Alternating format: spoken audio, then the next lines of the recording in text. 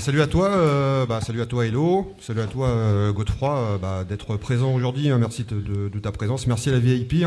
Donc l'idée de la radio, parce qu'on a une radio, on a travaillé avec Hello à la radio ici maintenant pendant quelques années, et on a monté un projet avec le président qui est pas là aujourd'hui, donc une association qui s'appelle Libre à toi, donc qui se base sur tout l'univers de l'open source, donc podcast, vidéo, publication, et aussi il y a une partie sur les nouvelles technologies et l'univers de l'open source. Donc c'est à peu près la synthèse de ce projet. Donc je vous invite à aller sur le site internet dès aujourd'hui. Le site est pas encore terminé, mais vous pouvez aller voir ce qui se passe. Il sera terminé dans une vingtaine de jours. Donc libre-a-toi.org. Merci. Et on va commencer l'émission aujourd'hui. On va parler de pas de toi, parce que des fois tu nous faisais des schémas, Christophe. Alors moi, Christophe, on va parler avec Godefroy, on va parler de l'univers de l'Atari. L'univers de l'Atari. Et pourquoi tu as choisi ça Parce qu'on reçoit une personne importante aujourd'hui dans l'émission, qui s'appelle Godefroy de Montpellier. Et pour ceux qui ne le connaissent pas, pour nos amis auditeurs, bonjour Godefroy, merci d'avoir accepté notre invitation. Peut-être peux-tu te présenter? Bonjour, oui, alors merci pour l'invitation. C'est vrai que ça fait plusieurs fois qu'on a essayé de monter ça et pour diverses raisons c'était difficile. Donc je suis content d'avoir enfin pu venir, on va dire, voilà. Présenter donc Godefroy de Montpellier, j'ai fait pas mal de choses et c'est vrai qu'à une époque, donc, je me suis occupé d'Estemag. Je ne suis pas le fondateur d'Estemag, c'est un autre Godefroy Guidicelli. Mais j'ai été amené à travailler pour Estemag en tant que journaliste et à un moment donné devenir rédacteur en chef au moment où Godefroy Guidicelli voulait arrêter le magazine. Voilà, je me suis un peu mobilisé, j'ai fait une sorte de coup de force, on va dire, en quelque sorte, pour essayer de le convaincre de poursuivre le magazine, ce qui s'est fait. Donc j'ai été rédacteur en chef à ce moment-là, et puis j'ai fini par être éditeur en rachetant le magazine et en créant la société Terre du Milieu, que certains connaissent peut-être. Voilà. Et donc ce magazine, ST Magazine, était à destination de quel environnement ou quelle machine? Quel micro-ordinateur? Alors c'est dans le nom. Ça s'appelle ST Magazine, on disait ST Mag. Pourquoi? Parce que c'était les destinés aux Atari ST. Et en fait, tout ce qui tournait autour de la firme Atari. C'est-à-dire qu'on ne parlait pas effectivement majoritairement des ordinateurs et sur la fin, pas mal des consoles. Donc la Lynx et la Jaguar. Alors là, pendant ce temps, on a eu à l'écran une affiche, avant de parler vraiment de matériel. L'affiche qui est marquée Atari 520 STF. Maintenant, on est tous des dieux de la création, avec 3490 francs de l'époque. Mais moi, ce qui me marque particulièrement, c'est on est tous des dieux. Est-ce que c'est vraiment le cas? Ça me paraît difficile de dire ça quand même. Je pense que bon, c'est du slogan qu'on pourrait retrouver d'ailleurs aujourd'hui pour n'importe quel logiciel créatif. Par contre, ce qui me paraît intéressant à l'époque dans cette campagne, je pense que ce que ça voulait dire, c'est qu'Atari mettait, je ne vais pas dire à disposition de tous, parce que tout le monde n'avait pas forcément 3 600 € à mettre, mais enfin à destination de beaucoup des moyens créatifs qui étaient réservés vraiment à une élite auparavant. C'est-à-dire qu'effectivement, bon, quand on va être, je pense qu'on est dans une démo partie, donc on va effectivement penser aux logiciels de l'époque, Neochrome, tous ces logiciels-là graphiques, mais il faut voir que derrière, il y avait toute la gamme Cyber, par exemple, CyberSculpt, CyberPen, qui sont des logiciels vraiment qui étaient plutôt de conception, grosse station de travail. Et d'ailleurs, ça avait été créé dans ce sens-là, c'est qu'on modélisait des objets, on les animait et on faisait faire, en théorie, le calcul de rendu sur des serveurs. Je ne sais pas si cette dernière partie existait vraiment ou pas, mais en tout cas, c'était très très puissant et ça a servi, par exemple, pour créer la Golf, pour créer le design de la Golf, le design de pas mal de marques, puisque l'Allemagne avait adopté le standard Atari beaucoup plus que le Mac à l'époque. C'était vraiment la terre de prédilection de l'Atari, c'était l'Allemagne. Et l'univers de l'Atari, puisque c'est le thème et ton cœur d'origine, comment es-tu arrivé? Parce que avant d'être impliqué dans ST Magazine, tu devais sûrement déjà t'intéresser à la machine. Alors, moi j'ai toujours été passionné par la techno. Je faisais de la musique, j'ai fait l'ENSAD, les arts déco, en section cinéma, d'animation, vidéo, et puis il a fallu choisir un métier en sortant. Donc c'était entre musique et cinéma. Donc j'ai pris la musique parce que c'était plus simple. Pour faire très simple, les bandes quart de pouce coûtaient moins cher que la pellicule 13 mm, donc c'était vite vu, c'était plus facile de faire la musique. Et par la musique, évidemment, je m'intéressais beaucoup aux ordinateurs. Je me souviens avoir vu avec un ami qui avait un PET, voir si on pouvait faire quelque chose pour faire de la musique, mais c'était pas suffisant. Et puis est arrivé le Yamaha CX5M2 que j'ai acheté, et au moment où je l'ai acheté, j'ai compris mon erreur, parce que le 1040 était sorti pour un prix nettement moindre, c'était beaucoup plus puissant, les logiciels n'avaient rien à voir. Donc rapidement, j'ai acheté un Mega ST4 avec Pro 24, et j'ai beaucoup travaillé dessus. Et puis petit à petit, je me suis intéressé. Quand le TT est arrivé, j'ai pris un TT. J'en avais besoin pour un film, parce que je m'étais remis un peu dans le cinéma d'animation, et avec Silverpaint, avec POV, pour la petite histoire, donc POV Persistence of Vision, qui s'appelait DKB Trace à l'époque. J'avais fait donc un film en images de synthèse pour le Festival des Sciences à Chamonix. Et je me suis retrouvé coincé, parce que j'avais généré des tas d'images en 3D, en 256 couleurs, et au moment de les assembler, les palettes bougent image par image. Et à ce moment-là, j'étais lecteur d'STMag, et sur le 3615 STMag, je discute, et il y a un certain Marc Abramson qui me dit « Attends, je vais te régler ton problème ». Et il m'a fait un programme qui s'appelle Fuse Palette, qui remappe les palettes de façon à ce que mes centaines d'images animées puissent avoir la même palette d'une image à l'autre. Et Marc me dit « Tu veux pas écrire pour STMag ? C'est intéressant, ça rapporte bien », ce qui était vrai à l'époque. Et donc il m'a introduit chez STMag avant qu'ils aillent à Montreuil, c'était encore près de la place Clichy. Et donc j'étais amené à rédiger des tests de logiciels graphiques à l'époque. Je parlais de la gamme Phase 4, enfin, il y avait pas mal de logiciels. Et puis un jour, on va à un salon en Allemagne, je crois que c'était le Protos de Neuss. On repart emballé, etc. Et le soir, on mange tous ensemble au resto avec l'équipe. Et puis là, Marc annonce, mais tu sais, ils arrêtent STMag. Je dis, mais on ne peut pas arrêter STMag. Si, ils arrêtent. Je dis, pourquoi ils arrêtent? Ça ne rapporte plus assez. C'est-à-dire que STMag ne perdait pas d'argent. Mais STMag était arrivé, je ne dis pas de bêtises, je crois que 18 000, 19 000 ventes mensuelles. Pour une boîte comme Pressimage, pour qui le moindre magazine au-dessus faisait 25 000 ventes, c'est-à-dire qu'ils avaient une quinzaine de magazines, donc ils se divisent en 15. Si le 15e de leurs ressources est mise sur un magazine qui de toute façon périclite parce qu'Atari commençait à perdre vraiment du terrain, c'était un peu perdre des ressources. Alors la chance que j'ai eue, c'est que Godefroy Giudicelli a fondé son empire de presse à l'époque, STMag, enfin Pressimage avec STMag. Donc j'ai essayé de convaincre, mais personne n'y croyait. Donc j'ai quand même essayé de convaincre les journalistes qu'il fallait qu'on tente le coup. J'ai appelé Godefroy Giudicelli, je lui ai dit, écoutez, voilà, moi ce que je vous propose, on fait une réunion avec tous les annonceurs, tous les journalistes, les acteurs de la scène Atari, parce que si vous arrêtez STMag, c'est aussi tous ces gens-là qui coulent. C'est toutes les petites boîtes de développement, les boîtes qui revendent de l'Atari. Laissez-nous une chance. Donc on a fait cette réunion. Ils nous ont laissé la chance. J'ai été rédacteur en chef sur un numéro. Ils m'ont dit, voilà, si vous arrivez à montrer que vous pouvez remonter la pente sur un numéro, on vous en donne un deuxième. C'est ce qui s'est passé. C'est à cette époque-là qu'il y a eu, sur ce premier numéro, l'Atari Show d'Atari, qui est organisé rue Houdon, dans le 18e, et qui a eu du succès. Donc on a réussi à montrer qu'il y avait finalement un certain enthousiasme et une possibilité quand même de faire perdurer le magazine. Donc j'ai pu avoir 3 mois, ensuite 6 mois, et puis à un moment donné, il n'y avait plus de deadline, j'ai envie de dire, jusqu'au jour où ils m'ont vendu. Parce qu'effectivement, ils ne pouvaient plus s'en occuper, ils avaient d'autres soucis, ils étaient à Montreuil, ça commençait à être compliqué. Et voilà, donc j'ai racheté STMag qui a duré un certain nombre de temps. On va revenir un petit peu sur l'ensemble de tous ces points au cours de l'émission. Mais on va d'abord commencer par tout ce qui est lié avec la micro-ordinateur. Donc le ST, STE, TT, et puis ensuite le Falcon. Mm-hmm. Donc tu as vu toutes ces évolutions d'ordinateurs. Tout à fait. Et je pense que dans la liste de ce que j'ai cité, j'ai dû en oublier. Oui.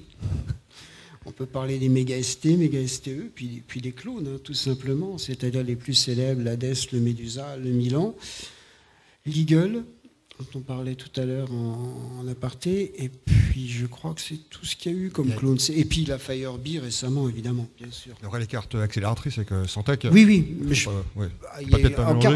oui, les cartes, il y a celle de Santec, il y a l'Afterburner, il y a eu, et il y en a eu une autre qui était faite par des Anglais, mais qui n'a jamais réellement été commercialisée, enfin qui n'a pas marché très longtemps. C'est la boîte dont je te parlais, qui organise un salon là.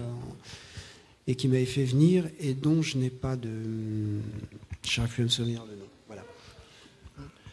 Le Falcon a été apparu en cours d'année, enfin, après quelques années de succès de l'Atari ST. Oui. Et est-ce que tu sais pourquoi il y a eu très peu de tirages ou de lancements? Il a été annoncé comme 3000 ou 5000... ordinateur Falcon lancé dans le monde ou en France? C'est compliqué le Falcon, parce qu'en fait, quand Atari l'a lancé, ils n'y croyaient plus. C'est-à-dire qu'en fait, ils étaient déjà partis, pour eux, le marché, et je pense que c'est là d'ailleurs où, à la fois ils ont eu tort, à la fois ils n'ont pas eu tort. Le Mac périclitait aussi, et pour eux, le marché était foutu. De toute façon, c'était terminé, ça jouait entre Apple et Microsoft, et c'est Microsoft qui gagnerait. Ce qui n'était pas le cas de la console. La console, c'était encore ouvert, il y avait 3 forces en puissance, il y avait Atari, il y avait Sega, il y avait Nintendo. Il n'y avait pas encore Sony. Sony est arrivé juste après. Et donc Atari se disait, là où on a une carte à jouer, parce que ce qui intéressait Atari, c'est le marché de masse, pas de niche. C'était de gagner vraiment de l'argent en masse. Donc il y a eu ce salon en Allemagne où le Falcon a été lancé. C'est la dernière année d'ailleurs où Atari participait à la... Comment on appelle ce salon? L'informatique allemand archi connu, là j'ai un trou. Le Proto, non? Non. Le Cebit, voilà. Donc c'est la dernière fois qu'Atari était au Cebit. Et Loïc Duval me racontait cette anecdote. Là, des tas d'applications fabuleuses, parce qu'il faut reconnaître que si le Falcon était faiblard sur le 68030 et la carte graphique, son DSP permettait des choses incroyables que même une B-Box après n'arrivait pas à faire avec autant de vélocité.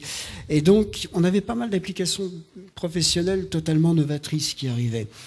Je me rappelle, par exemple, qu'au moment du Falcon, on avait quand même eu Cubase Audio avec 16 pistes audio, là où il fallait acheter un CBXD5 sur un Mac ou sur un PC qui coûtait beaucoup plus cher pour faire 4 pistes. Et donc, Loïc Duval voit Sam Tramiel, et il dit, alors vous êtes content? Et Sam Tramiel dit non. Et pourquoi? C'est que des applications de niche, et nous ce qu'on veut c'est le grand public. Tout était dit. Donc à partir de là, ils l'avaient fait, ils l'ont sorti, mais ils ne se sont franchement pas foulés pour le vendre. La grosse surprise, et ce qui a fait vendre beaucoup de Falcon, c'était Cubase Audio 16. Voilà, ça a été, personne s'y attendait, et même chez Steinberg, ils ne pensaient pas avoir un succès aussi important. Et ça a été un succès énorme. On va revenir un tout petit peu quelques années avant avec le ST, STE, TT. À l'époque, il y avait d'autres ordinateurs, Amiga, CPC. Comment se positionnait l'Atari ST que nous on vénère et qu'on se servait tous les jours, où c'était des acteurs où il y avait un marché pour plusieurs fabricants et plusieurs constructeurs. Je pense que on peut regrouper quand même le marché à 4 fabricants à l'époque. Enfin, 4 systèmes. Il y avait le PC qui était sous MS-DOS, qui a eu un Windows 3.15 très naissant, on va dire, mais qui était très très loin du système qu'on pouvait connaître sur Atari, Amiga ou Mac. Il y avait le Mac, pour qui la grande peur était l'Atari, et il y avait l'Amiga. Qu'est-ce qui différenciait finalement l'Atari de l'Amiga? L'Atari était très fort du point de vue musical avec ses prises MIDI. J'ai envie de dire que l'Amiga était certainement supérieur du point de vue graphique. Pour la petite histoire, l'Atari ST, c'est un Amiga à la base. Quand Sam Tramiel a quitté Amiga pour acheter Atari, il est parti avec les plans du ST. Donc, il y a toujours eu une guéguerre Atari, Amiga. Bon, guéguerre stupide, comme toutes les guéguerres, il faut bien le dire. Et je pense que ça vient de là. Il y a aussi la qualité sur la carte Pola, la carte audio sur Amiga, qui faisait quand même une certaine différence avec l'Atari ST. Oui, c'est possible. Je pense qu'effectivement, quand je parle de musique, on parlait de MIDI, on n'était pas tellement à l'époque dans le son enregistré. Puisque quand on faisait, les musiciens professionnels utilisaient de toute façon des cartes externes pour l'audio. Par contre, c'est vrai que je pense que pour la démo, ça avait son importance. Ça, c'est évident. C'est pour ça que je parle plutôt. Je pense que l'Amiga était certainement mieux orienté, enfin mieux foutu pour les jeux, la démo, que l'Atari. L'Atari, par contre, ce qui lui a donné ses ventes, c'est les prises MIDI. Ah, ça, c'est ce qu'on a bien compris sur le principe que c'était de la niche. Voilà. Surtout pour Cubase. Alors, le ST, c'était plus que de la niche. Ça s'est vendu, mais énormément. Je n'ai pas les chiffres de l'Amiga, je pense que c'est à peu près pareil. Par contre, aujourd'hui, ces ventes de l'époque seraient des marchés de niche, parce que l'informatique est partout. Ce n'était pas le cas à l'époque. Je ne vous payais pas une campagne de pub comme ça, qui était sur tous les bus des 4x3 à Paris, partout. Pour un marché de niche. Quand vous le faites, c'est ce que vous appelez un marché de masse dans votre secteur. Or, aujourd'hui, le marché de l'informatique, c'est infiniment plus vaste que le marché de l'époque. Donc, il faut voir ce qu'on appelait marché de niche pour l'époque. Je pense que marché de niche, effectivement, c'est quelques dizaines de milliers de machines, quoi. On n'y était pas à l'époque, on était à beaucoup plus que ça. Tout à l'heure, tu as parlé de clones. Oui. De Medusa, Hades, Milan. Oui. Pourquoi les machines ce type de machine était mal connu, ou pourquoi ces clones? Alors ces clones sont arrivés à une époque de toute façon où Atari n'investissait plus dans l'ordinateur. C'est bien pour ça, c'est bien leur raison d'être. La raison d'être des clones a été de pouvoir perpétrer une gamme qui satisfaisait des tas de personnes, notamment en PAO, où il fallait des machines puissantes. Tous ceux qui avaient investi dans des flasheuses autour de Calamus, principalement, puisque toute la gamme d'As Picture, d'As Vectors, comme a arrêté d'être développée, quasiment tout le monde passait sous Calamus, qui était un logiciel qui est encore... C'est ça qui est fou, qui est encore novateur sur certaines choses où il n'a pas été rattrapé. Si vous prenez InDesign, vous n'avez pas d'éditeur de texte dans InDesign. Alors un éditeur de texte, vous dites oui, je fais du copier-coller dans Word ou autre. Non, c'est pas pareil, parce que dans l'éditeur de texte, vous avez tous les codes de contrôle. Et ce qui est très, très pratique quand vous travaillez du texte en masse, à mettre en page. Donc on avait ce marché-là, et ces gens avaient besoin de machines puissantes. Le flashage sous Calamus demandait de la puissance. De toute façon, même si quand vous avez du rendement à faire dans la journée, si vous travaillez 10 fois plus vite, 20 fois plus vite, ça n'a rien à voir.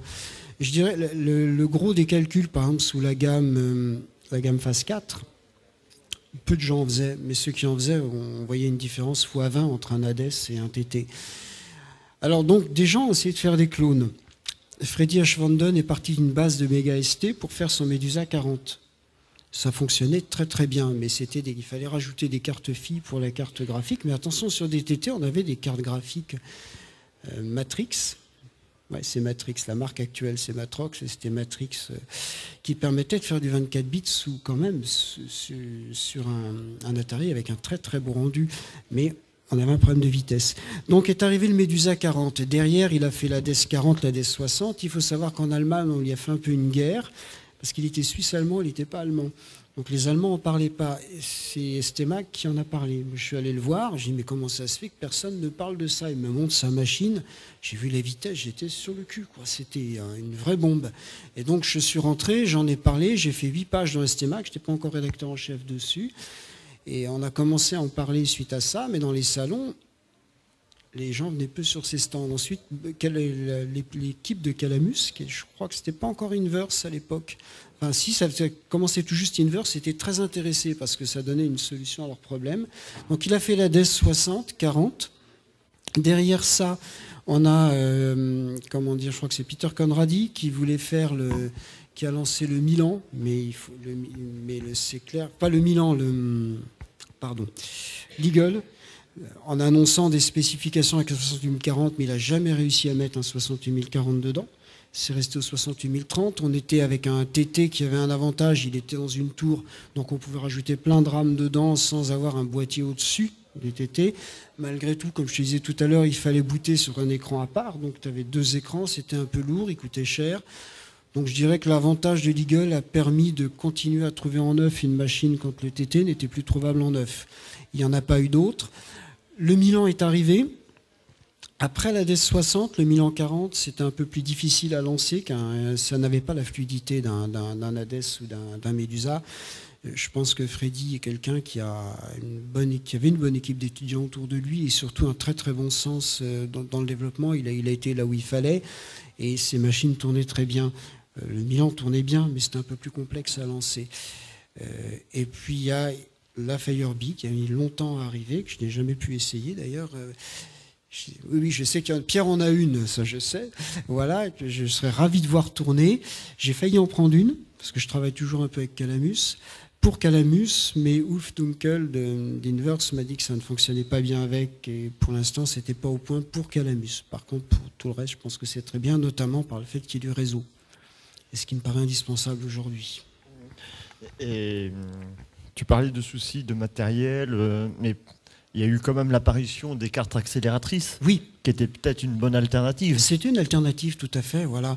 On a parlé de clone, pas de carte accélératrice, c'est autre chose. La carte accélératrice implique un peu de bidouille, mais pourquoi pas. On a eu la carte d'Afterburner, qui était la première avec un 68040, qui tournait pas mal, qui s'est pas mal vendue. À TDM, on en a vendu pas mal. Il y a eu les cartes de Rodolphe Xuba, dont j'ai plus le nom, je pense 130, 140, il me semble. Je les ai pas testées personnellement, parce que quand la 40 est sortie, la STMAC TDM, c'était terminé, il me semble. Donc j'ai pas eu l'occasion d'en tester, mais c'était effectivement des cartes. Alors sinon, il y avait les autres cartes accélératrices, il y en avait 3 de mémoire. Il y avait celle de Rodolphe, une anglaise et une allemande, mais qui en fait accélérait la fréquence du processeur, ne changeait pas le processeur. À mon époque, j'ai envie de dire, la seule qui accélérait avec un nouveau processeur de tête, c'était l'Afterburner. Voilà. Sauf erreur de ma part. Et donc concernant toutes ces machines, ces ordinateurs qui sont apparus, petit à petit, elles ont laissé place à d'autres ordinateurs. Oui. Ce ressenti de la firme Atari qui ne produisait plus d'ordinateurs, comment ça s'est ressenti à l'époque, toi en tant que distributeur? Alors pour nous, c'est à double, c'est dans deux sens. C'est-à-dire qu'à la fois, effectivement, ce qui était fascinant, ce qui était génial, c'était ce côté pionnier, que j'ai retrouvé un peu au début d'OS 10 sur Mac. Donc, à partir du moment où la firme s'en délaissait, elle nous laissait le champ libre. Et ça, c'était génial parce que on pouvait tout faire. Et personne ne nous empêchait de faire quoi que ce soit. Atari ne nous embêtait pas. On parlait à l'époque de Parks qui essayait de porter le TOS sur le PowerPC au moment où Apple licenciait le système. Donc ils étaient prêts à laisser d'autres construire des machines et Parks avait travaillé à un portage du TOS sur des PowerPC, ce qui aurait permis de sortir un clone à base de PowerPC. Alors c'était un coup de génie parce que la machine n'était pas à concevoir, elle existait, c'était juste le système à porter dessus et à le mettre en natif. Donc tout ça, et Atari posait aucun souci là-dessus. Ça c'était génial. Donc je dirais qu'on se connaissait un peu tous dans le monde entier, entre éditeurs de magazines, éditeurs de logiciels, utilisateurs. C'était vraiment une communauté. Moi, j'ai adoré ça. Le deuxième effet, quand même, c'est que face à des mastodontes comme Apple ou Microsoft, c'est très, très difficile de lutter. Donc, forcément, il y a une érosion. Il n'y a pas la possibilité de suivre, en termes de puissance, ces machines. Si on avait eu un processeur au-delà du 68060, si Motorola avait continué, sans doute que Freddy aurait fait des machines peut-être dans la lignée, un ADES 80, un ADES 90, j'en sais rien, ça s'est pas passé comme ça. Donc moi j'ai utilisé mon ADES 60 très longtemps, qui était très très rapide quand même, il faut le dire, c'est-à-dire que ça faisait quand même la nique à la B-Box, des machines comme ça, au PowerPC. J'ai eu un iMac G3, c'était beaucoup plus lent qu'un ADES 60, il faut voir. C'est à partir du G5 qu'on a commencé à avoir quelque chose qui pouvait être aussi rapide qu'un ADES 60 pour ce que j'utilisais. J'entends, on est bien d'accord. Il faut comparer ce qui est comparable. On n'avait pas de portage de logiciels de l'un sur l'autre. Donc on parle de fonctionnalité en règle générale. Voilà. Et forcément, ça a périclité. À partir de ce moment-là, je dirais que ça se scinde en deux. Il y a les passionnés qu'on va retrouver ici, qui eux peuvent continuer, vont développer, adorent leurs machines, donc en fait sont centrés sur leurs machines, c'est-à-dire qu'ils utilisent le développement de leurs machines, ils n'ont pas de besoin professionnel comme nous on va avoir. Aujourd'hui, je suis revenu à ma première passion, le cinéma, le film. Je ne pourrais pas monter sur un Atari, malheureusement. Donc j'administre un groupe sur Final Cut, sur Facebook, et c'est vrai que c'est un outil qui n'est pas portable du tout, même pas envisageable sur Atari par rapport aux machines actuelles. Par contre, tous ceux qui ont pu avoir des métiers qui leur permettaient de rester dessus sont restés longtemps dessus. En PAO, je suis resté longtemps sur Atari. Je m'inquiète toujours sur Calamus, d'ailleurs. Avant de parler sur un autre point, peut-être que William, toi, tu as eu un Atari ou plusieurs machines. Non, oui, mais en fait, moi j'avais une question, c'était par rapport à l'Atari Show. Oui. Donc il y en a eu 2. Moi j'étais allé, je crois qu'il y en a eu 2 ou 3, je ne sais plus. Ouais. Il y a eu 2 Atari Show qui étaient faites par Atari, c'est-à-dire celui dans le 18e rue Houdon et celui à Levallois-Perret. C'est ça. Ensuite, Oxo, comme Atari faisait rien, Oxo Concept s'est dit on va faire un salon. Ils en ont fait un, ils ont été à la porte de Versailles où ils ont bu le bouillon. Ils ont eu le bouillon, il y a eu les grèves à ce moment-là. Je pense que ça a beaucoup joué. Peut-être que porte de Versailles, c'était peut-être un peu grand, un peu démesuré. Ils ont tenté le coup pour faire un peu comme en Allemagne. À la suite de ça, nous on s'est dit qu'on ne pouvait pas ne pas y avoir de salon. Je dirais qu'on brassait pas mal avec le magazine, avec les activités, donc ce qu'on apportait, les boutiques TDM. Donc on avait une petite possibilité qui était de tenter le coup des Atari Show à Bercy. Donc je ne cache pas, hein, on a pris la décision en 3 mois, on a fait un chèque de, je crois, 100 000 francs, sans savoir du tout comment on allait le payer, en leur demandant de le tirer le lendemain du salon. C'était un pari très risqué et ça a marché parce qu'on avait la boutique sur le salon. On s'est vraiment démené pour faire venir du monde, des gens du monde entier. Parce que les derniers Atari Show, c'était quand même vraiment sur le déclin, la fin d'Atari. Et c'était quoi le ressenti vis-à-vis des éditeurs, des fabricants, comme Frontier, qui était à l'époque avec Digital Tracker, si je ne me trompe pas. Là, Alors c'est très délicat. C'est dans les deux sens. Il y a les éditeurs d'origine, ceux qui avaient l'habitude de vendre vraiment du volume. Alors eux, effectivement, on voyait bien que c'est la fin, mais ils aimaient bien, ils venaient quand même. Mais c'est clair qu'on n'avait pas Steinberg, hein.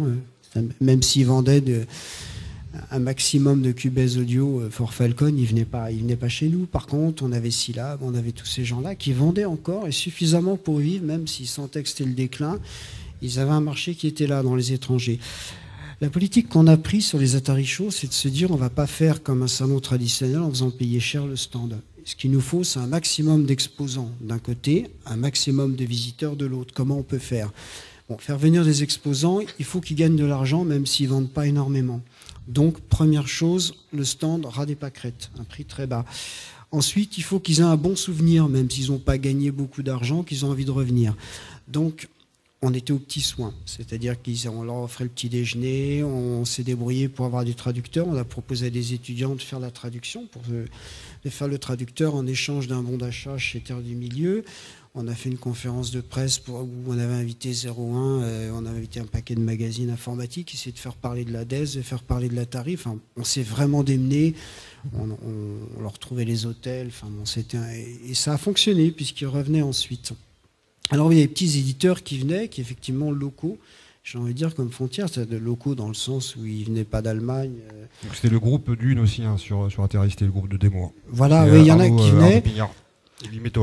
Alors, je pense qu'ils étaient contents d'être là et qu'ils s'y retrouvaient. Je ne peux pas parler pour tout le monde, parce que, en plus, il faut savoir quand même que c'est un brassage énorme. Nous, on s'est débrouillé pour faire venir du monde en faisant... Alors ça, c'était intéressant, ce qu'on avait demandé, par exemple, aux éditeurs, aux exposants. On leur fait un prix pas cher, mais ils nous donnent quelque chose à gagner. Alors, donner un logiciel à gagner, ça coûte rien. Hein. C'est une boîte, une disquette. Donc, par contre, le gars qui gagne, c'est intéressant pour lui. C'était 300 francs, 100 francs. Et puis, Freddy a offert un Hades. Alors là, c'était d'un seul coup. On avait à peu près, je ne sais plus combien on avait de visiteurs. Si je ne dis pas de bêtises, 3-4 000 peut-être. Ce qui veut dire qu'il y avait une chance sur 4 000 de gagner un Hades. C'est beaucoup mieux que la loterie. Si vous rajoutez tous les lots, il y avait quasiment une chance sur 100 de repartir avec quelque chose. C'était intéressant. On a rajouté ces concerts en se disant, si on peut faire venir des amateurs de musique, c'est des gens qui viennent. Donc on avait été voir Tim Blake et Faton. On a fait un échange avec eux. C'est pareil, pour une somme dérisoire, ils ont accepté de jouer pour un échange matériel, sachant que nous, on achetait le matériel 50% moins cher. Donc ça nous permettait pour eux pour nous de sortir une petite somme et pour eux de repartir avec quelque chose d'intéressant. Et de se dire, voilà, à Paris, pour 15 francs, je ne sais plus combien était l'entrée, j'ai vu des billets scannés, je ne l'ai plus en tête, mais 15 ou 30 francs, je ne sais plus, les gens pouvaient venir au salon et voir Tim Blake ou Faton jouer en concert. Donc tout ça, c'était un concept global. Les échanges de pubs avec Keyboards, on leur donnait un stand, ils nous mettaient une page de pub, la page de pub ne leur coûte rien, au contraire, elle leur supprime des frais de pigistes. Donc ils ont joué le jeu. Et voilà, c'est comme ça que ça s'est fait et ça a fonctionné. Et en fait, les salons, alors ce qui est très intéressant, je racontais l'anecdote tout à l'heure, c'est que donc j'ai fait ce chèque de 100 000 francs en me disant, bon j'espère qu'on aura de quoi l'honorer à la fin du salon. On est reparti avec 150 000 francs. Mais parce qu'on avait le magasin, on avait vendu, etc. Et je me rappelle je discutais avec Klaus Garms d'Adéquat System qui me dit, alors Godefroy, t'es content? Je dis, écoute, on n'a rien gagné, quoi. On a 100 000 francs de salle plus tous les frais, on a fait 150 000. Bon. Il me dit, Bayon, t'as de la chance. Parce que quand on fait un salon, il faut 5 ans avant de gagner de l'argent. Tu perds de l'argent tes premières années sur un salon comme le tien, quoi. Donc il me dit, si t'as équilibré tes comptes, c'est déjà très très bien. Donc voilà. Et ça a continué comme ça. J'ai pas eu de perte d'exposants au fil des années. Par contre, je pense qu'effectivement, ça se vendait de moins en moins, oui, c'est clair. On va parler maintenant de l'autre partie de ton activité de l'époque, oui. C'est-à-dire la partie presse, donc avec ST Magazine.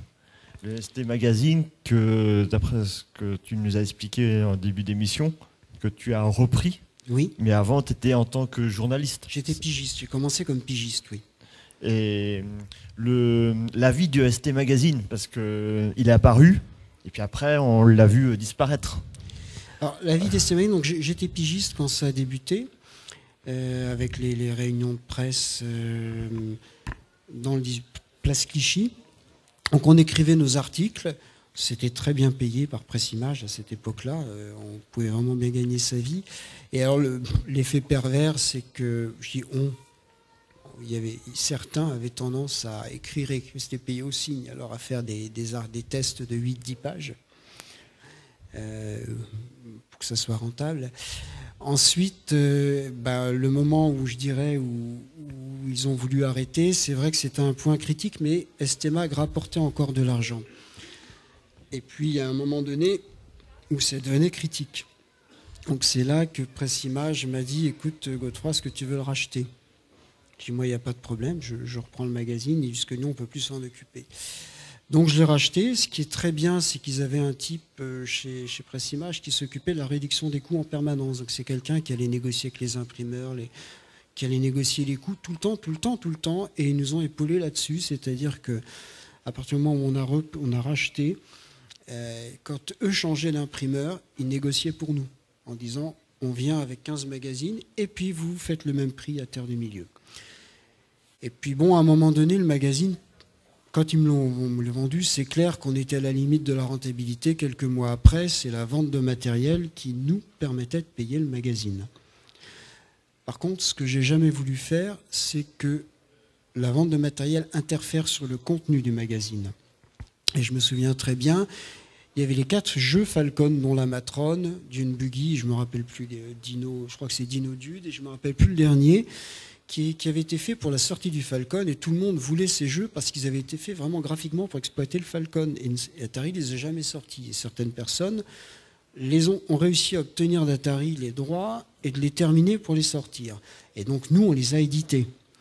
Et Tristan Collet, qui travaillait avec moi, je lui ai dit, qui était fan de jeux, c'est lui qui faisait les tests de jeux. Et donc nous, on importe ces 4-là. Et il vient me voir, il dit, Godefroy, je suis emmerdé, Dune Buggy, c'est vraiment de la merde. Donc on ne fait pas le test. Je dis, si tu penses que c'est de la merde, que tu fais le test, on publie le test. Il n'y a aucune raison qu'on ne publie pas le test. Mais on ne va rien vendre. Je dis, on ne vendra pas, tant pis. Mais si on ne fait pas ça, je veux dire, on perd notre intégrité dans notre travail. Donc ça, c'est un point qui est extrêmement important. Il n'y a jamais eu de collusion entre ce qu'on avait besoin de vendre pour payer le magazine et le contenu du magazine. Voilà.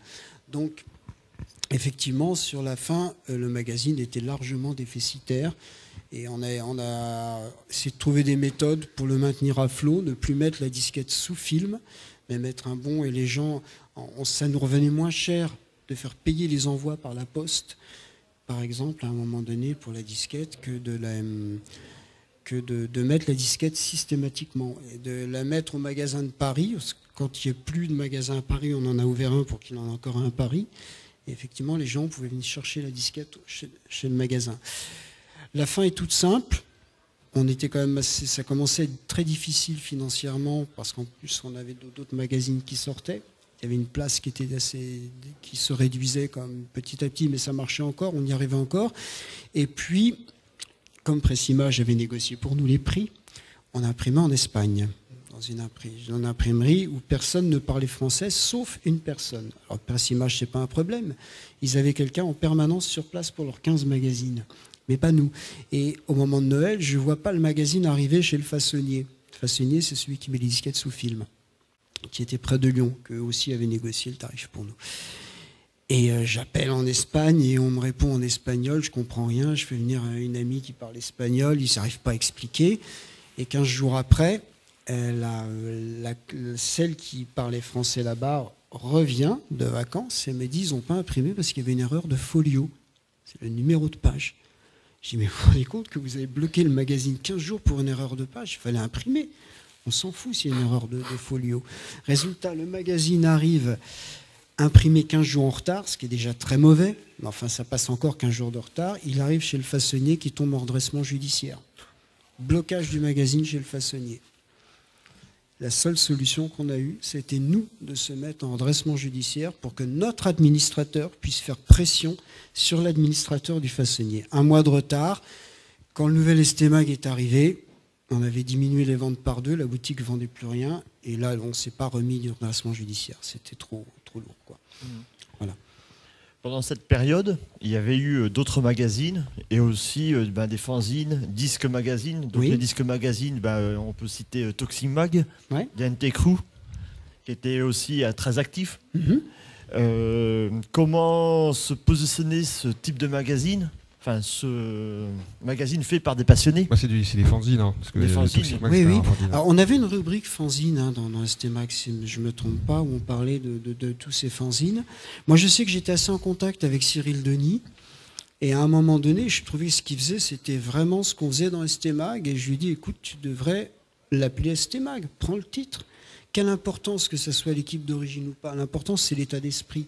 Et finalement, comme tout le monde regrettait la mort d'Estémag, je dis, tu as une manière de le faire revivre. La seule chose, tu fais pas le 128, tu fais pas à partir du 129. Pourquoi? Le dernier publié par Terre du Milieu, c'est le 127. Le 128 a été en grande partie réalisé et n'a pas pu sortir parce qu'effectivement, pour les histoires que j'ai expliquées, la liquidation. Et donc, je pense qu'il ne fallait pas empiéter sur ce numéro-là, mais faire le suivant, puisqu'il avait existé quelque part, au moins chez nous. Voilà. Donc, ça s'est fait comme ça, et j'ai trouvé que ce que faisait le nouvel Estémag était tout à fait dans l'esprit de ce qu'on faisait. Et ça m'a fait plaisir que ça continue comme ça. Et très sincèrement, ça m'a vraiment fait plaisir de voir l'histoire continuer, parce que quand on arrête après une liquidation, plus un numéro, sans faire paraître un numéro où on dit au revoir, parce que c'est ça finalement, ça s'est arrêté très brutalement, il y a quelque chose d'extrêmement frustrant, on a un sentiment d'inachevé à ce moment-là. On n'a pas pu passer le relais, et là d'un seul coup, ça permettait de passer le relais. Et il n'y aurait pas eu moyen plutôt de, tout en gardant le logo ST Magazine, de le continuer, mais à travers le web ou à travers d'autres supports numériques? Alors, il y a eu des tas d'essais. Moi, je sais qu'à l'époque, ce qu'on avait essayé de faire avec Amiga Dream, c'était, moi j'avais proposé, parce qu'à ce moment-là, ça devenait pas difficile que pour nous, hein, ça devenait pour toute la micro-alternative, de faire un label micro-alternatif qui nous regrouperait tous. Donc j'en avais parlé à ce moment-là à Amiga Dream, ils étaient d'accord. C'est Bertrand Marne qui avait fait, je crois, le logo micro-alternative, et l'idée c'était de se regrouper tous ensemble et de faire des communiqués de presse ensemble et de parler à notre nom ensemble pour qu'il y ait une troisième voie qui tienne quand même la route face à Apple et Microsoft. Ça s'est pas vraiment fait parce qu'il faut dire que moi j'étais lessivé. Franchement, on sort pas d'un redressement judiciaire dans une forme épatante, hein, parce que c'est un boulot de fou. Accessoirement, c'est le moment où j'ai divorcé. Tout un peu en même temps. J'ai terminé vraiment sur les rotules avec, je peux le dire à titre personnel, quand même 250 000 francs de dette à ce moment-là. Il fallait que je me... pas de revenus. Donc j'ai eu une possibilité qui était de racheter une agence de communication d'un des clients, qui était Cybelle Maya à l'époque. Bertrand Labrière me l'a revendu et puis je suis parti dessus. J'ai essayé d'écrire des articles pour Dream, mais j'y arrivais plus, il faut être clair, j'avais plus la tête dedans. Parce qu'on avait négocié avec Dream que les abonnés d'Estemac puissent être abonnés à Dream et qu'on fasse une page Estemac dedans. Bon, j'en avais plus les moyens, il faut regarder les choses en face. Au moment où il y a des pages qui se tournent, il faut les tourner. On n'est plus dans l'état de les faire. Par contre, effectivement, ce qu'a fait Cyril Denis, enfin ce que faisait Toxic Mag, c'était ça. Et eux pouvaient reprendre le flambeau. Et je trouve que c'était très bien que ce soit comme ça, quoi. Et ce fut le cas, puisque Toxic Mag, une partie des rédacteurs ont participé à faire vivre ST Magazine. Voilà, je pense que c'est ça. C'est un peu l'histoire de l'Atari. Atari a laissé tomber, puis des gens comme Freddy H. Van Dam, comme Rodolphe Xuba, tous ces gens-là ont repris Peter Conradi, ont perpétré l'aventure, et ça existe encore, le Firebee est là. Moi, je trouve ça extraordinaire. Tu as parlé à différentes reprises de l'entreprise, enfin le magasin La Terre du Milieu. Oui. J'ai l'impression que tu as voulu faire une sorte de point de relais ou de point central de tous les acteurs de la scène Atari.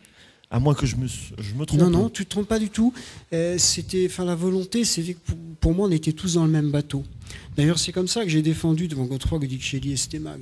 Quand je lui ai dit que s'il arrêtait Estemac, il foutait sur le carreau un certain nombre d'acteurs de la scène Atari, qu'il avait monté Presse Image avec ça, que ça avait été son coup de cœur, je veux dire, et qu'il nous donne une chance de continuer. Qu'il n'arrête pas comme ça, qu'il nous laisse une chance de continuer. Et j'ai toujours travaillé comme ça. Et je ne dis pas que ça a été facile avec tout le monde, mais on va dire à 99% si. À 99%, on était tous ensemble, que ce soit avec Parks, que ce soit même avec les Allemands, les Anglais, même Brad Koda. Enfin, on était sans arrêt en contact. Et je veux dire, on essayait sans arrêt de voir qu'est-ce qu'on pouvait faire pour que ça fonctionne. Moi, dès que j'avais des news d'un logiciel un peu prometteur, même s'il n'était pas terminé, je prenais les news et on en parlait. Ça me semblait intéressant. Quelquefois, on nous demandait des avis, tout simplement. Est-ce que tu penses qu'il faut faire ça, ça ou ça? Quand on a fait les salons, c'était pour s'en sortir tous. C'était pas pour faire un salon et s'en foutre plein les poches. C'était vraiment parce qu'on ne pouvait pas être sans salon, il en fallait un. On ne pouvait pas être sans magasin à Paris. Donc, quand on a ouvert le magasin à Paris, ça nous a coûté cher, mais on n'avait pas le choix parce qu'on savait que si on ne le faisait pas, je veux dire, il y a des logiciels qui ne se revendaient pas. Et si ces logiciels ne se revendaient pas, c'était le point de rupture pour un paquet d'éditeurs aussi. Tout ça, c'était un écosystème. Et on a fonctionné vraiment en écosystème. Je pense qu'on a toujours fait ça comme ça. En tout cas, moi, je l'ai voulu comme ça. Oui, j'ai souvenir que, peut-être toi, William aussi, il y avait une partie, c'était tout ce qui était les logiciels de domaine public, oui. Shareware, freeware, je crois que j'en oublie, ouais. Toute cette approche qui permettait d'avoir un distributeur. Oui, mais ça, on en parlait beaucoup. Oui, c'est Jean-Jacques Ardoineau qui s'occupait de cette rubrique-là. Il en épluchait tous les mois sans arrêt. Donc, moi, je sais que la différence qu'il y a eu, c'est que quand j'ai repris Estemag en tant que rédacteur en chef, j'avais le sentiment qu'on passait à côté de tout. C'est-à-dire qu'à l'époque, c'était Elyséade qui était le rédacteur en chef qu'on avait nommé là, mais on l'avait nommé comme rédacteur en chef de transition. C'est-à-dire que Presse Image était un groupe de presse qui avait l'habitude de fonctionner avec des gros logiciels, des gros éditeurs. On parlait du gros. Et d'un seul coup, il y avait quasiment plus de gros sur Atari, donc pour eux, il n'y avait plus rien. Et moi, ce que je voyais, c'est que derrière, il y a sa fourmillette partout de développeurs indépendants, de shareware et tout. Je dis, il faut changer le fusil d'épaule. Il ne faut plus raisonner en logique commerciale. On parle des gros logiciels parce que ça se vend à 10 000, 15 000 exemplaires. On parle de ce qui existe, tout simplement, et qui est intéressant. Et donc, on est allé à la pêche.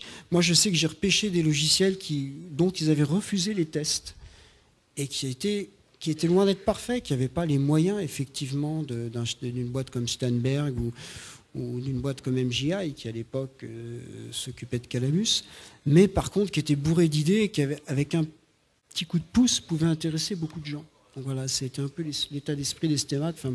Alors que quand je suis arrivé, il comblait ça, par exemple, par des rubriques comme Le Petit Monde de Dave Small, qui était génial. Mais en fait, ces rubriques-là étaient arrivées pour combler un manque d'arrivée de gros logiciels chez eux dans des belles boîtes, avec de la promo qui allait derrière, etc. On va revenir maintenant un petit peu sur l'approche de la scène globale de l'Atari. Pour que tu nous parles, disons, pour toi, vraiment le réel changement, on va dire, dans le secteur de la micro-informatique, puisque Atari, petit à petit, a laissé la place avec d'autres ordinateurs, peut-être liés avec les cartes accélératrices ou les cartes 3D ou l'approche graphique, peut-être la technologie. Tu peux peut-être nous expliquer un peu ce type de changement? Alors, je pense que du point de vue professionnel, parce que l'ordinateur fonctionne avec le professionnel. Et c'est peut-être là où se sont plantés les Tramiel. C'est que les Tramiel, quand ils voulaient un marché de masse, ils étaient déçus de voir les applications professionnelles. Mais ce sont les applications professionnelles au bureau qui font que les personnes achètent le même ordinateur chez eux. Après, parce qu'ils sont familiarisés avec l'environnement. C'est ce qui donne finalement le crédit à la marque. On avait quand même deux gros secteurs où on était largement en avance. C'était la PAO avec Calamus SL, avec Photoline Photoline, on avance. Non, on était du niveau, on avait des choses en plus, des choses en moins par rapport à Photoshop, mais on était au niveau. Calamus SL, on était carrément devant Express, on était devant tout ce qui se faisait à l'époque. Ça, c'est clair. Et la musique. La musique, c'est vrai que le MIDI, on a été en avance, et quand Cubiase Audio 16 est arrivé, ça a été une vraie révolution pour beaucoup. Malheureusement, quand les machines ne suivent pas, à un moment donné, les professionnels, il faut qu'ils se rééquipent tous les 3, les 5 ans. Pourquoi? Parce que s'ils ne peuvent plus produire aussi rapidement que leurs concurrents, à un moment donné, ils perdent du marché. C'est aussi simple que ça. On peut très bien se dire, moi, Calamus, sur mon ADES, ça me suffit, c'était vachement bien. C'est vrai. C'est vrai que ça me suffisait. Sauf qu'on commence à traiter des photos de plus en plus grosses et que la RAM allouée devient légère, on ne peut plus aller plus loin, donc on passe en mémoire virtuelle, ça commence à ramer. On a besoin d'échanger des fichiers entre Photoshop, puisque Photoline n'était plus suivi sur Atari, j'ai entre Photoshop et Calamus, et là ça implique des machines en réseau. On n'avait pas le réseau, il y a Pierre qui m'avait prêté une carte réseau que je n'ai pas réussi à faire fonctionner chez moi à une époque. J'essayais de trouver des solutions pour pouvoir mettre mon ADES en réseau avec les Mac au bureau, quoi. Les PC d'abord et les Mac ensuite. Et je pense que c'est ça qui a, plus que le manque de puissance réellement au niveau processeur, parce que la PAO n'avait pas forcément besoin de plus de puissance qu'un 68060. Aujourd'hui, maqueter sur un ADES, est-ce que je vais plus vite sur un Mac Pro 2013? Je ne sais pas. Je n'ai pas le sentiment, mais ça me va très bien. La vitesse me suffit. Par contre, les gros besoins sont effectivement l'échange de données. Et là, il n'y a pas photo, il faut du réseau rapide. Et la gestion, effectivement, de la taille des partitions et de la mémoire. Donc, je pense que ce sont les deux points. Après, il y a d'autres points, mais là, on n'était pas bon, même si on avait des solutions en vidéo intéressantes. On en avait une normalement, notamment, j'ai plus le nom, mais dans Réhab des Lois, on parlait souvent. Mais ça n'a jamais pris réellement, la vidéo n'a jamais pris sur Atari. On a compris que tu étais passionné par l'Atari, ce qui est normal, puisque tu l'as fait professionnellement. Est-ce qu'il te reste des ordinateurs Atari chez toi?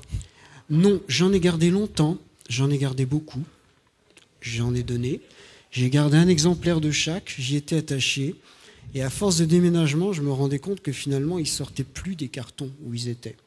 Tout simplement, pour ces histoires de réseau notamment, alors que j'utilisais encore, sous Magic Max, ça m'est arrivé d'utiliser DAS Picture, par exemple, parce qu'il y avait le tracé vectoriel qu'on ne retrouve nulle part ailleurs. C'est-à-dire, vous faites un dessin, un tracé vectoriel, et un outil suit ce tracé vectoriel. Mais que j'utilisais de moins en moins, et puis il y avait des passionnés, donc à un moment donné, j'ai donné à Cyril Denis et à Luc Michaud tout ce que j'avais. Voilà, dont mon ST-Book, qui avait un écran abîmé, mais que j'ai gardé parce que c'était quand même un prototype, le ST-Book. Même s'il y en a un certain nombre, mais j'ai tout donné. Voilà. Je me suis dit, autant faire des heureux, plutôt que laisser ça dans les cartons. Il faut que ça vive. La situation d'aujourd'hui montre que la scène Atari est toujours vivante. Oui. Comment tu la vois admiratif, avec des regrets ou un sentiment de fin de vie ou d'une renaissance? Aucun regret. Aucun regret. Ça me fait très plaisir. Ça me fait très plaisir. Il y a deux choses qui me font extrêmement plaisir. La première, de voir que ça continue. De voir que finalement, on a beau annoncer la mort indéfiniment, ça continue. Il y a des gens qui arrivent à les faire fonctionner. Il y a des clones qui sortent. Je trouve que le Firebee, je trouve ça génial qu'il ait pu sortir. Si ça avait fonctionné avec Calamus, j'en aurais pris une. D'après ce que me dit Wolfwinkel, c'est pas le cas, donc j'en ai pas pris une. Et il y a une autre chose qui me fait très plaisir, c'est qu'avec Facebook, j'ai régulièrement des gens qui me demandent en ami et qui me remercient pour ce que j'ai fait. Et là, je veux dire vraiment combien ça me touche. Parce qu'on s'est battu ces années-là. Je pense qu'il n'y a pas d'autre mot, même si c'était avec un enthousiasme énorme. Je dis souvent que c'est les plus belles années de ma vie, je pense, jusqu'à présent. Ça a été extraordinaire. On avait ce tempérament de pionnier, on pouvait tout faire. Il n'y avait personne qui... On gênait personne. La voie était complètement libre. On voulait faire un salon, on faisait un salon. On voulait ouvrir un magasin, on ouvrait un magasin. Évidemment, on ne gagnait pas des milliers, des cents, mais on ne le faisait pas pour ça. On le faisait parce que c'était un milieu qu'on avait envie de faire vivre. On avait la déception de voir effectivement ce milieu petit à petit perdre son attrait pour beaucoup de gens. Et même si on était passionnés, on comprenait pourquoi. Parce que nous-mêmes, on était les premiers touchés dans notre métier. Tout évolue. Mais ce qui est fabuleux, c'est de voir qu'il reste quelque chose. Et quand les gens viennent vous dire merci, vous vous dites que ce que vous avez fait a servi à quelque chose et que vous n'êtes pas battu pour rien, même si la fin était un peu triste, un peu, on va dire, glauque, comme tout redressement judiciaire et liquidation, ce sont des moments assez pénibles à vivre à la fin. Et l'enthousiasme, c'est quand même un peu entaché à ce moment-là. Et ça fait plaisir de voir que ça continue. Voilà. Comme quand Toxic Mag est devenu ST Mag, c'était un plaisir, vraiment un grand plaisir de voir ça. Là, il y a la nouvelle génération, oui. Parce qu'il faut penser aussi aux nouvelles, à ceux qui sont en train d'arriver, ou ceux qui sont déjà là, qui n'ont pas connu ces années, on va dire, de gloire de l'Atari. Quel est le message? Est-ce qu'ils ont la possibilité de découvrir la machine au niveau hardware, ou plus maintenant c'est sur simulateur?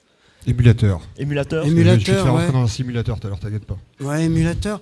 Découvrir l'Atari, oui, mais je dirais qu'il n'y a pas que l'Atari non plus. Enfin, je pense que... Moi, je ne suis pas passéiste. Il y a des choses qui ont existé. Les choses évoluent. Il y en a d'autres. Et on retrouve toujours un peu de ce qui s'est passé avant dans l'actuel. S'ils se passionnent pour l'Atari, c'est génial. Maintenant... Je pense que l'Atari sur émulation, c'est intéressant pour les applications qui sont, pour les applications qui ont un intérêt. Je cite Calamus, mais il y en a d'autres dans d'autres domaines. Découvrir un système, je pense qu'un système comme l'Atari, ça se découvre avec sa machine, c'est-à-dire que soit une Firebee, soit un ancien Atari, mais c'était vraiment la bidouille. C'est quand même des machines qui avaient un système en ROM. Donc, on ne connaissait pas le plantage de système sur disque, ça n'existait pas. Le plantage logiciel, on éteignait, on rallumait. Mais si la machine ne marchait plus, c'est qu'elle avait un problème physique. C'était la bidouille, moi je me rappelle installer les premiers lecteurs de CD-ROM, c'était pas si simple. Le pire, c'était d'installer les connexions Internet. C'était des choses, brancher un modem, tout ça, c'est un état d'esprit, mais cet état d'esprit, moi je le retrouve ailleurs. Quand j'administre le forum dédié à Final Cut Pro 10 sur Facebook, on est dans le même état d'esprit.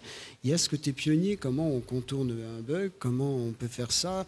En fait, c'est un état d'esprit, de découverte, de ne pas prendre des fonctions toutes mâchées, mais de se dire, tiens, comment je peux faire ça avec ce que j'ai? Comment ça fonctionne? Et ça, c'est passionnant, mais ça, on le retrouve sur n'importe quel système. William, je pense que, tenez qu'on nous sommes à la VIP. Ouais, on va faire poser des questions, mais j'avais juste une question avant de faire un micro ouvert. Alors, ceux qui veulent poser des questions se présentent. S'il y avait... Voilà, j'ai une machine à voyager dans le temps. Ouais. On va arriver au moment où on est sur le grand pic d'Atari, ils font des grandes ventes, etc. Et si tu avais quelque chose à changer, qu'est-ce que tu changerais? À l'époque, changer quoi? Dans la politique d'Atari? Exactement. La politique d'Atari, c'est d'avoir trop attendu. C'est-à-dire qu'en fait, ils ont eu un succès énorme sur le 68 000. Ils ont attendu avant de sortir le TT, qui était une machine hors norme. Le TT par rapport était plus puissant qu'un Mac et 4 fois moins cher à l'époque, il ne faut pas l'oublier. Mais le TT, il aurait dû sortir avec un 68060. J'ai envie de dire, par rapport à l'évolution, ils ont loupé le coche complètement. Ils se sont reposés sur leur laurier, ils ont sorti X déclinaisons du 68000, alors qu'il aurait fallu, à ce moment-là, évoluer, faire évoluer le système aussi, qui était très bien, mais comme tous ces systèmes, ils n'ont pas vu, je pense qu'ils n'ont pas vu l'évolution qui était en train d'arriver galopante, parce que Apple, plus que Microsoft, parce que c'est surtout Apple qui innovait à l'époque dans le système, Microsoft s'est mis à suivre, mais était persuadé que personne ne... On se rappelle la phrase de Bill Gates qui disait que personne ne voulait d'une interface à la souris, quoi. Donc ils ont fait un Windows 3 pour faire... histoire de dire qu'ils l'avaient, mais ils n'ont pas compris le truc. Ils ont mis des années avant de comprendre ce que c'était qu'une interface intuitive, finalement. Mais ça, Atari n'a pas vu à laisser faire. Alors, est-ce que ça aurait suffi? Parce que je pense qu'Amiga a plus évolué à ce niveau-là. Mais n'a pas duré, non. Je pense qu'on était dans une lutte de géants. Il y avait des puissances commerciales derrière. Et Atari, à un moment donné, n'a pas engrangé là-dessus, a laissé faire, en pensant que ça suffisait. Et puis après, quand ils se sont rendus compte de ça, plutôt que de redoubler de force, ils sont passés sur la console. Jaguar. Et ils se sont plantés également avec ça, parce que pourquoi ça c'est intéressant, hein. C'est pour ça qu'Atari s'est gouré sur son calcul. Ils se sont dit que l'informatique c'était mort, ce serait Microsoft qui gagnait tout, voire Apple en deuxième, mais que la console tout était libre puisqu'ils étaient 3 à part égale, et il y a un quatrième qui est arrivé, qui est Sony, qui s'est payé le marché. Tout simplement. C'est que Sony n'avait pas de jeu quasiment à la sortie de la PSX. Ils avaient une console qui était moins puissante qu'une Jaguar, mais ils avaient des fonds colossaux. Donc ils ont acheté des stands énormes où il y avait 10 jeux. Ils ont acheté des pages de pub énormes. Ils se sont payés le marché. Et effectivement, la PSX a été un succès énorme. Mais il n'y avait même pas que ça. Il y avait d'autres fabricants de consoles, hein. Il y avait la 3DO, il y en avait un paquet. Mais il y avait 3 gros et les 3 gros se sont fait bouffer comme ça. Par un quatrième qui avait l'argent. La Jaguar, c'était la console 64 bits, la première, il n'y avait personne. Ouais. Alors la Jaguar... Après, c'était les jeux. Hein. Moi, ouais. Il y avait Alien versus Predator, c'était l'un des meilleurs jeux. Oui, c'est clair. Mais après, le reste, c'était pas... Alors, je dirais que la Jaguar avait 2 défauts. La première, c'est qu'elle avait un 68000 encore pour gérer, parce que les gens ils se sont dit chez Atari, avec un 68000 pour gérer le tout, ça va être pratique, les gens porteront les jeux facilement. Et puis il y avait les 2 autres processeurs, Tom et Jerry, qui étaient les processeurs 64 bits. Et Atari s'est dit, c'est facile, hein. Avec le 68000, les gens vont porter leurs jeux, on aura plein de jeux. Sauf que les gens, effectivement, ont porté leurs jeux, et très peu ont développé pour Tom et Jerry. Ensuite, il y avait un goulot d'étranglement. Ce qui fait qu'effectivement, là où la PlayStation arrivait à faire des polygones, des jeux de voitures, de courses de voitures en polygones complexes, là, la Jaguar, elle ramait à cause du goulot d'étranglement qui empêchait donc un jeu comme ce jeu de voiture, ils ont essayé de faire ça. Je ne me rappelle plus. Checkered Flag ramait énormément à côté des jeux PSX. Par contre, ils ont eu des jeux extraordinaires, effectivement, comme Alien versus Predator, qui a porté la console. Et pour la petite histoire, c'est là où le tournant s'est fait à des fêtes de Noël, où Sony a commencé à prendre le marché et Atari a fait une opération. En gros, si vous n'étiez pas content, vous renvoyez la console, on vous la rembourse. Donc les parents ont acheté des Jaguars pour leurs gamins, pour des gamins qui ont vu des pubs PlayStation. Et il y a eu un nombre incalculable de Jaguars qui ont été renvoyés après Noël dans des cartons défraîchis, dans des cartons abîmés, dans des conditions invendables. Et ces Jaguars, c'était une boîte qui les a rachetés en Angleterre et qui les revendait derrière. Et c'est pour ça que nous, on a pu revendre des Jaguars très peu chers par la suite. Mais c'était trop tard, le pli s'est fait là. Voilà, la pub. On est passé d'une époque de pionniers, des gens qui s'intéressaient à leur machine, qui connaissaient le contenu, à une époque de marché vraiment de masse. Et Atari n'a pas su suivre ça. C'est un petit peu comme l'anecdote avec les cartouches E.T. Dans le désert californien. Ça c'est encore plus vieux, c'est la 7800, ça, ou la 2600. C'est les toutes premières, ouais. Donc, Ami Senner se faisait des questions. Est-ce que vous avez versé une larme? Est-ce que vous avez lu ST Mag? Après, au niveau console, il y avait la Lynx. Oui, la Lynx qui était une très très bonne console. Moi, j'en ai une qui avait pas mal de jeux. Une des consoles, c'était portable. Oui, oui. Ouais, non, la Lynx s'est très bien vendue. Ça a été beaucoup plus que la Jaguar en termes de succès. Mais c'est pareil, elle s'est fait déborder. Elle était grosse. Par contre, c'était la seule qui permettait à un gaucher d'inverser l'écran. Hein. Il y avait pas mal d'atouts, il y avait pas mal de jeux. Elle avait 4096 couleurs. Je crois que l'autre en avait 256. Mais bon, voilà, je pense qu'à un moment donné, effectivement, on en revient à les histoires de puissance commerciale. Hein. Sega avait un très bon slogan. Sega, c'est plus fort que toi. Ça a très bien marché, ça. C'est des choses toutes cons, hein, mais c'est de la com. On est vraiment passé d'une époque de passionnés, de pionniers, à une époque qui est régie par la com. Et ça, Atari l'a jamais... Si, il y a eu ce slogan. C'est qu'après, ils ont fini leur technique, après, un petit peu comme Atari, avec la sortie du Falcon, sur la qualité de la Saturn. Il y avait la PlayStation en face. Ouais. Moi, j'ai un souvenir sur de la vente où c'était PlayStation et la Saturn, au revoir. Voilà, ouais. Parce qu'elle avait une mauvaise palette. Pour la 3D, sa carte graphique 3D, c'était limite. Et puis je pense que personne n'avait les moyens de Sony. Ni Sega, ni Nintendo, ni Atari n'avaient les moyens de Sony. Sony, c'était beaucoup plus vaste. C'était énorme à l'époque. C'est énorme. C'était énorme. Et ils perdaient de l'argent. Ils la vendaient même à perte. Si on contenait le développement, on prenait en compte, la PlayStation était vendue à perte. Ils voulaient se rattraper sur les jeux. Mais ça, c'est des strates. C'est exactement ce qui s'est passé avec les fabricants de consoles, y compris Sony, quand l'iPhone est arrivé. À partir du moment où on est passé aux jeux téléchargés et qui faisaient un max d'argent sur les cartouches de jeux, dès le moment où vous arrivez à des jeux à 3, 10 euros en téléchargement, et encore, vous achetez 3 euros, 10 euros, c'est pour tous vos iPhones de la famille. La cartouche, quand vous avez 3 gamins, il faut en acheter 3 si vous voulez pas qu'ils se disputent. Hein. Et ça, c'est des choses qu'ils n'ont pas vu venir. Et c'est à un moment donné, l'histoire de la techno, c'est ça en permanence. C'était qu'il y a des vagues, il y a des évolutions et des gens qui ne voient pas les évolutions arriver et qui restent sur un schéma hyper rentable sans se remettre en cause. Or, je pense que ce sont des domaines où il faut se remettre en cause en permanence. Quand ça marche, c'est là où il faut penser, ça ne va plus marcher, qu'est-ce qu'on va faire après? Il ne faut pas se contenter du fait que ça marche, c'est bon, on continue comme ça. Il faut se remettre en cause en permanence. Alors, avant de te libérer, parce que là, on arrive à la fin. Non, mais Christophe, Hello, il n'est pas en prison, on est bien là, on discute. Oui, bien sûr. Mais bon, les gens ils sont illuminés par ce qu'il dit, ils n'ont même pas de questions. Voilà. Il y a combien d'ataristes dans la salle? Où ils ont peur de poser la question. Bon, la partie gauche, on remarquera. Hein. Il y a combien gauche pour nous. Il y a combien d'amigaïstes? Oui. Voilà, oui.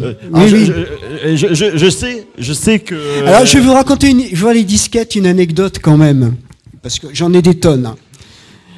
À un moment donné, on s'est dit, pour réduire les coûts, on va dupliquer les disquettes nous-mêmes plutôt que d'envoyer ça en Allemagne. On a acheté un dupliqueur de disquettes. Oula.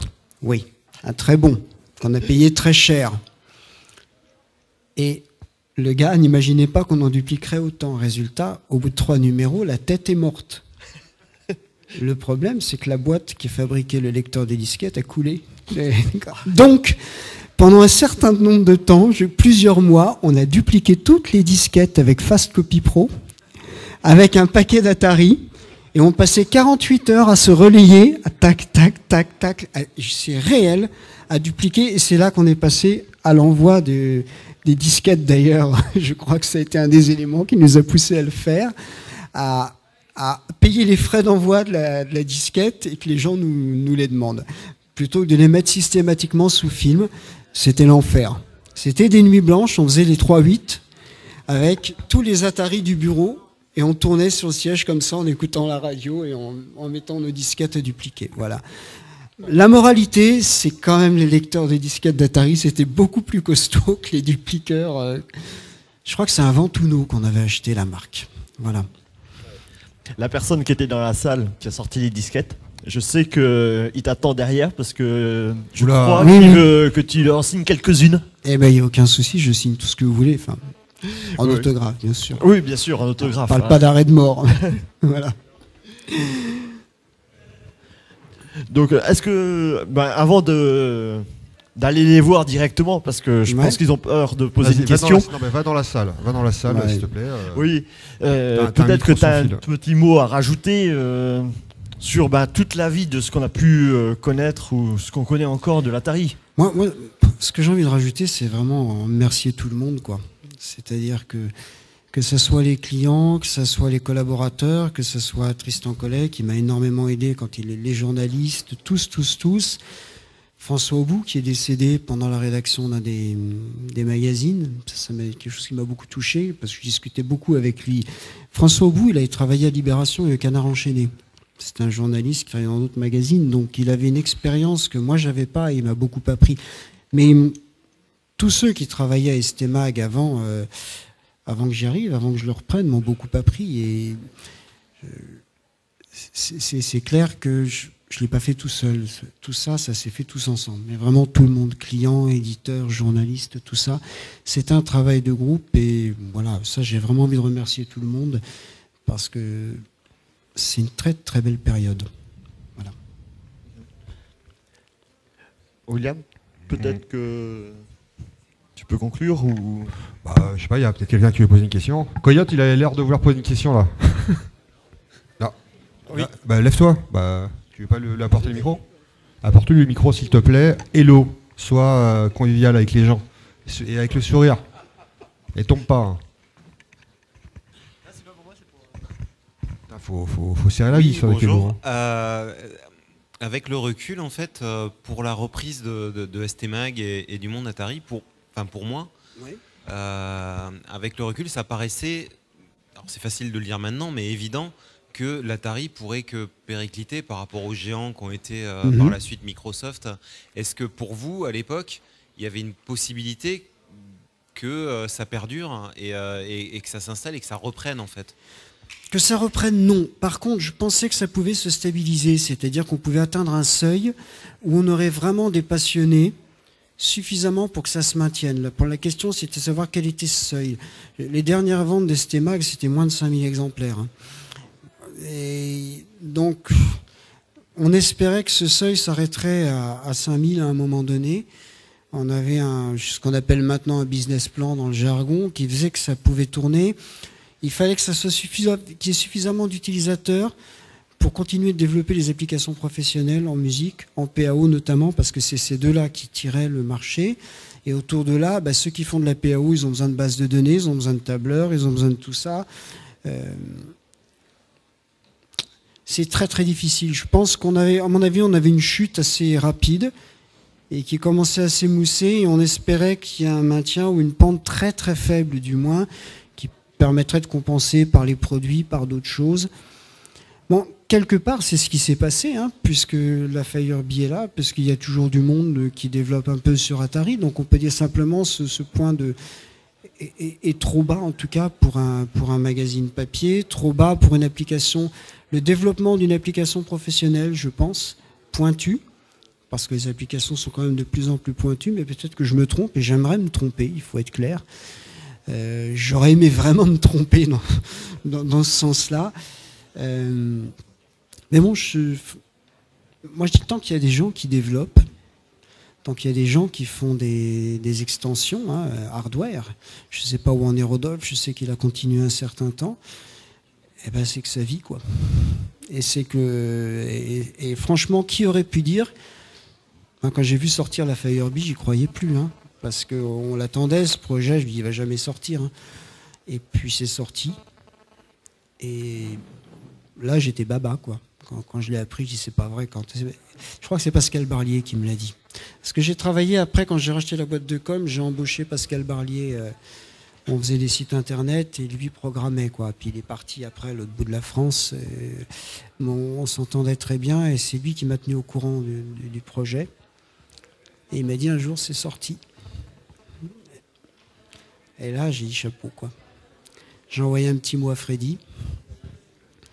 Et puis j'ai demandé à Ulf ce qu'il en était pour Calamus, si ça valait le coup, quoi. Et voilà, quoi. D'autres questions? Je sais pas, il y a Sensor, il va peut-être poser une question. Non, ok. On va conclure. Hein. Bon, et ben, si on... Merci Godefroy d'être venu. Merci de m'avoir invité, c'est un plaisir d'être là. Je regrette d'avoir pas pu le faire les années précédentes, mais ça s'est fait finalement et c'est ce qui compte. Merci William de nous avoir accueillis. Oui, il y avait peut-être bout, t'as pas de question. C'est bizarre. Non mais de toute façon t'as la conseil. Merci à la VIP hein, surtout d'accueillir pour cette émission spéciale Atari hein, bien sûr. Merci à toi aussi parce que là tu nous as raconté quelques anecdotes, des questions que j'avais depuis l'Atari Show. Où je sais que l'un des derniers il faisait énormément chaud sans faire de jeu de mots avec le jeu et c'était vraiment, je m'en souviens très bien, c'était vraiment l'Atari Show, CHAUDR, ouais. Celui de la rue Houdon. Celui-là, il a été très chaud et après à Bercy, t'as trouvé que c'était chaud toi? Non. Non, Bercy ça allait. Hein. Eh bien, merci à tous de nous avoir suivis, de nous avoir écoutés. Et puis, je sais qu'il va rester encore quelques instants et même quelques heures parmi nous. Oui. Donc, n'hésitez pas à aller... Je repars pas tout de suite. Allez le voir. Voilà. Vous pouvez sortir vos vieux STMag. Et je vais aller voir le Firebee de Pierre. Là. Il faut que je vois ça. Oui, donc... je vais tout regarder, bien sûr. Avec beaucoup de plaisir. Merci.